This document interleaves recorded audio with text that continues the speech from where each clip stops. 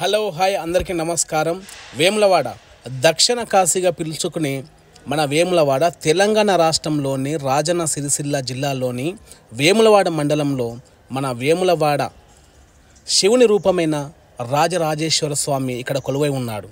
వాస్తవానికి రేపు చివరి కార్తీక సోమవారం కాబట్టి ఎంత రష్ అంటే ఈరోజు ఏం ట్రాఫిక్, ఎంత పబ్లిక్. అసలు ఇంత ట్రాఫిక్లో నేను ఆ శివుణ్ణి, ఆ రాజరాజేశ్వర స్వామిని దర్శించుకుంటానా అనే ఒక అనుమానం ఉంది. అయినా సరే శివుని ఆజ్ఞ లేనిది చీమైనా పుట్టదు. అలాంటిది ఆ భగవంతుడు నాకు ఆయన ఆశీర్వాదం నాకు కల్పించాడు. చాలా చాలా సంతోషం అనిపించింది. నా కళ్ళారా ఆ రాజరాజేశ్వర స్వామిని దర్శించుకున్నాను. అయితే ఈ గుడి నిర్మాణం విషయానికి వస్తే 9-10వ శతాబ్దం మధ్యకాలంలో నిర్మించినట్టు, చాళుక్యులు నిర్మించినట్టు చరిత్ర చెబుతుంది.